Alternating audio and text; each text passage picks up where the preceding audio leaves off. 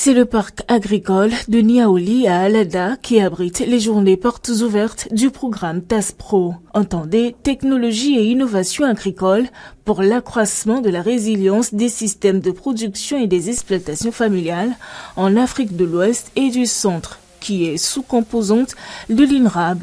Un programme qui lutte pour les exploitations familiales, les exploitations agricoles familiales qui doivent donner plus de production. Pour donner plus de production, il faut qu'ils aient accès, il faut qu'ils aient connaissance des technologies améliorées que met au point la recherche. Pendant des années, des recherches ont été faites, des technologies ont été trouvées. Il faut que les populations agricoles y aient accès. Donc, nous avons mis ensemble ici un certain nombre de technologies végétales, animales, aquacoles, que les producteurs, les pêcheurs, les transformateurs viennent voir pour pouvoir faire leur choix. Quelles sont les technologies qui leur plaisent? Et ils vont faire le choix, ils vont dire ce qu'ils veulent. On va encore les suivre jusque dans leur communauté. Pour pouvoir les aider à installer cela. L'aquaculture modernisée est l'une des activités du programme TASPRO. En moyenne, plusieurs centaines de kilogrammes de plusieurs espèces de poissons sont produits dans cette baraque chaque 4 mois. Les poissons que vous avez là, d'abord, ce n'est pas des poissons importés, c'est des poissons de nos plans et cours d'eau. Donc, on appelle ça des espèces locales. Ce n'est pas des poissons importés. En ce qui concerne la qualité des poissons qui sont grossis dans cette infrastructure, c'est la question d'alimentation. En fait, celui qui parle de la production halieutique parle de la qualité du produit élevé, parle également du sous-produit à base desquels nous avons fabriqué les aliments, les granulés que nous donnons à ces poissons-là. Les aliments que nous utilisons aussi sont des aliments fabriqués localement. Donc en termes de la qualité, toute la qualité est garantie.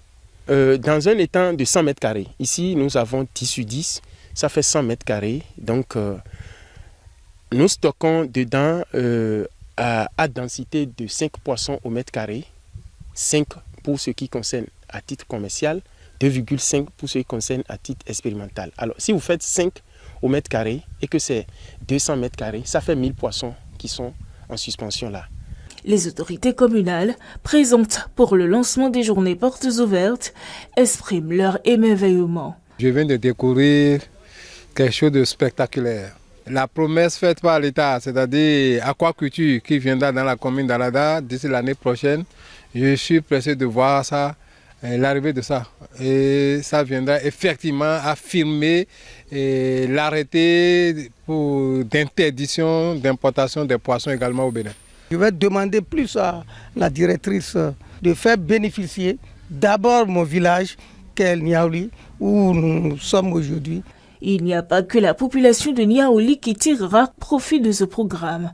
Des populations ayant effectué le déplacement de plusieurs régions du Bénin disent pouvoir reproduire ces technologies innovantes dans leur contrée pour le développement agricole des régions.